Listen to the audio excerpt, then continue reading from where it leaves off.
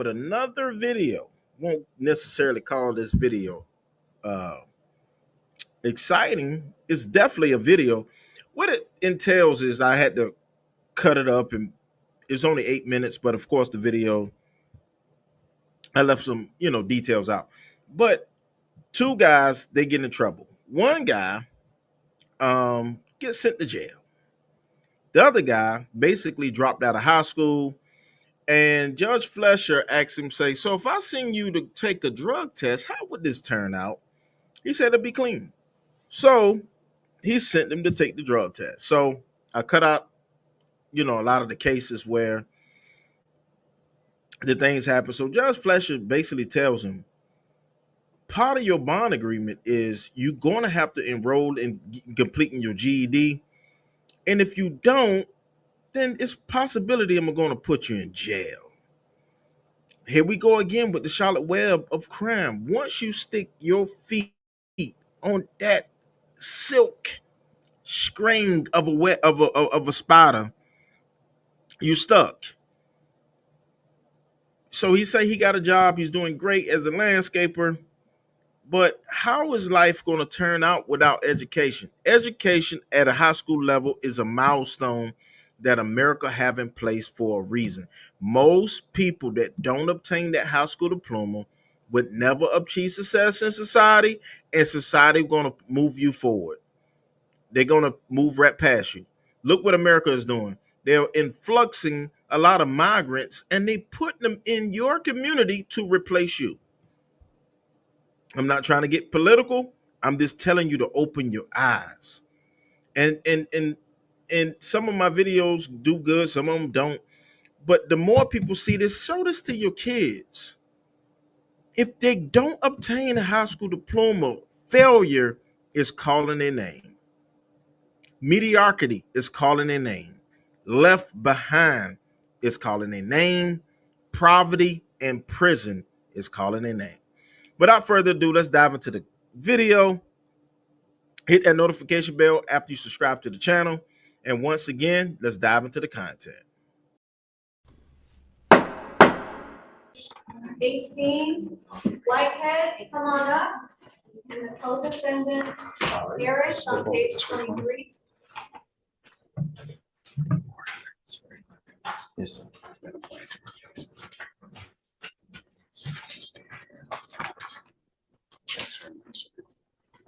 Okay, so you said one is Whitehead? Yes, page 18. Okay, And 23, Harris. This is Mr. Harris, Judge. okay. Mr. Harris and Mr. Whitehead. I've been appointed Mr. Harris. Okay, so he's in custody for some reason, huh? He has a pending felony. Good morning, guys. Good morning. Gentlemen, both of you are charged with theft. You're facing up to a year in jail and or a $4,000 fine. We're going to do probable cause. You have the right to remain silent. Anything you say can or will be used against you. You have the right to have an attorney present. If you cannot afford one, one will be appointed to you. On August 17th, 2024, officers were dispatched to a crash call. At the scene, they spoke with a complainant witness who reported that while he was working on repairing a fence, a vehicle pulled up next to his car. Occupants got out of the car and they took $850 worth of tools. The complainant witness then got in his car and pursued the suspect car until it eventually stopped when it was involved in a 3-car accident. He identified the suspects at the scene. Okay, so who is driving? And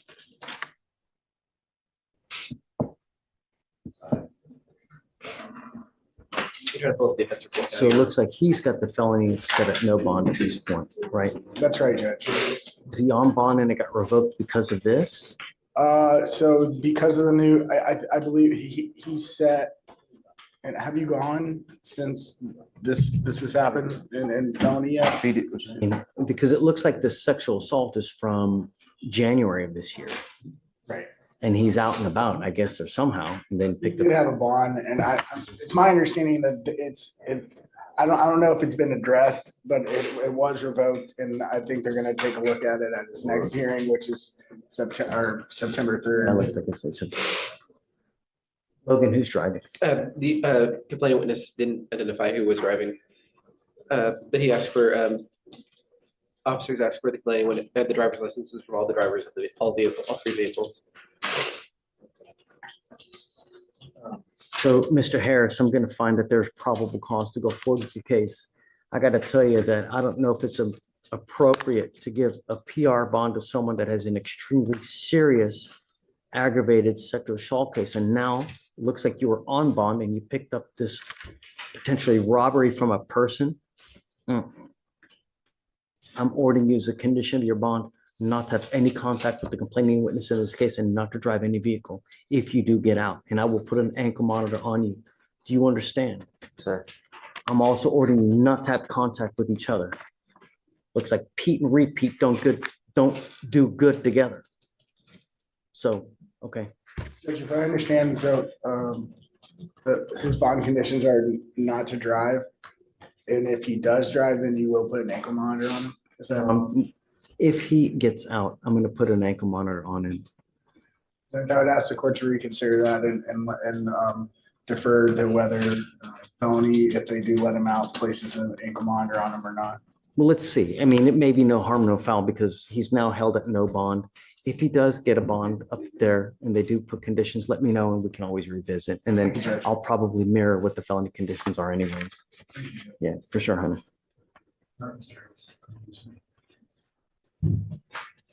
Judge for Whitehead, that was. Okay. based on conditions or pre-trial? I don't know. I have to see. How old are you, Mr. Whitehead? Sure, what's your? How old are you? I'm 18. What do you do in life? I have a landscaping business. No kidding. If I drug test you right now, what's going to show up?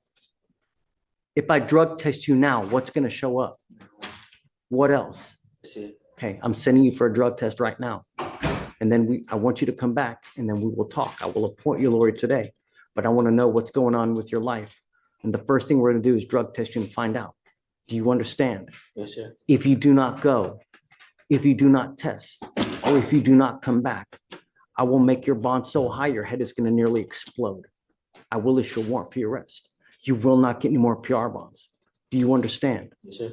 Okay, Do I take the drug test? right now, I'm going to send you here in a moment's notice. So just go ahead. I'll have you sign a reset and then I might have you take a seat in the first pew over there. All right, Judge, page 18. Bye. You ready? Page 18, Whitehead. Judge, have a great weekend. Gandhi, you too. Thank you. Have fun, guys. Hey, John, I appreciate your tenacity earlier, but Mr. Whitehead, Sure. how old are you? How old are you? 18. What do you do in life?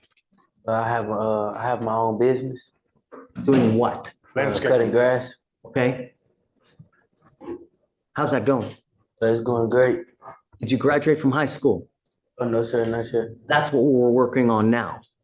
I'm now setting your case for 2 weeks from today. And I want you to start Googling on how to get your GED or getting back into high school. That's what I've been doing, working on my GED. Wonderful. I am now making it a condition of your bond and we are going to do it together. And if you don't do it, life is not going to go well for you. You're going to be cutting grass in jail. Do you understand? Yes, sir. We will do this the easy way or we will do this the hard way. How that happens depends on you. The other thing I'm going to tell you is that you will be tested for dope 31 days from today. And if you test positive for marijuana, guess what happens? I go to jail. Correct. Ding, ding, ding. Very good. We already took someone into jail today for that very same thing.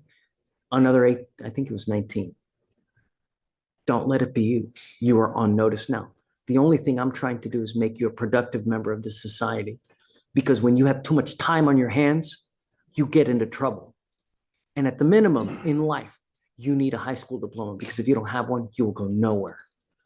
Do you understand? Yes, sir. You now know what's expected of you. I will see you in 2 weeks. I want you to show me what you've done to get into GED classes. Got it? Yes, sir. Okay. Question, Judge. According to the paperwork he had, random drug testing on a daily basis, do you still want him to do that in addition to testing? No. I'll just, for now, we'll forego it. He'll test again 31 days from today. And then we'll see him back in 2 weeks to see what he's done for the GED. Yeah, for now, no. Excuse me, I got a question. How would I enroll to the GED classes, or I could just go online and just go take a test? Correct. When you go online, you need to search how to get my GED. The first thing you will have to do is take a comprehensive test to see how well you're going to do. If you were going to do But well, I just took a test. I just took a test not too long ago, but I didn't pass. I was like a couple points off from passing all of them. okay, so you need to study and find out which one you failed, because there's different divisions. There's math, there's language arts, there's, science. Yes, sir. You need to see which one you're not doing well in, study for that one. The ones that you do well, take those and pass those, so you have that done, and you only need to work on the one that you're not doing well in. And then once you do that, then I'll set your case far off so you don't have to come back so much. But until I know that you're actually doing it, you're doing well, I'm going to bring you back every 2 weeks until you get it done. Do you understand? Yes, sir. Bring proof in 2 weeks. If you don't, I'm going to send you right back home to go get it. So you're going to come back the next day. You understand? All right, Mr. Whitehead, good luck. Yes, sir. Thank you for tuning into this video. Like I said again, not a very long video. I had to edit things out, get it together. But you clearly see that some people are out of their mind if they think that they don't need to achieve success. You need success to get through life, and education is a part of that success. 32 million or more Americans read on a 4th grade level. Let me say this again. 32 million Americans are underachievers, and it's a pipeline from underachieving to poverty, right? 32 million or a little bit more reads on a 4th grade level. If you can't read, you won't achieve. And I don't care what anybody say. You could do things in life out of order, like having a child before you marry, and I can guarantee you some people will recover, but that's an anecdotal amount of people that will recover. Some people don't recover until their kids become grown. They suffer every day for picking the wrong mate. Now, I'm not perfect and I'm not rich, but I can tell you this. I read a book. I take my time. I look at statistics. And I do know if you carry before you marry and you do things out of a sequential order, poverty is knocking at your door. Now, you might look at rich people and say, oh, they had a child, they had a surrogate, they did this and they did that. At the end of the day, they still rich. But if you're in poverty and you do things out of order, poverty is still calling your name. And it just don't call your name, it calls your kid's name and the next kid's name, because guess what? Poverty can be generational. It can be generational. And another thing that's generational, right? If you drop out of high school and say you have a child, that child come home and say, Dad, Mom, I need help with my homework. You be like, no problem, Sally. I will help you. But guess what? You read on the 4th grade level. You do math on a 6th grade level. Sally in the 7th grade. You can't help Sally in any capacity of anything. Because the first thing when Sally was young, you didn't put a book in Sally's hand, you put a phone in Sally's hand. And now, Sally herself followed in mom and dad footsteps and reads on a 4th grade level. And it's a pipeline to jail. You don't have to take my word for it, but that's the way society in America is. I can't speak for every place else. I'm talking about America. This is Antonio with Team Tiggio. Please like, comment, subscribe. I had to vent on this because education is a milestone that every citizen should try to obtain. Let's dive into the thank you for watching. Hit the notification bell after you subscribe to the channel. And once again, we'll see you in the next video.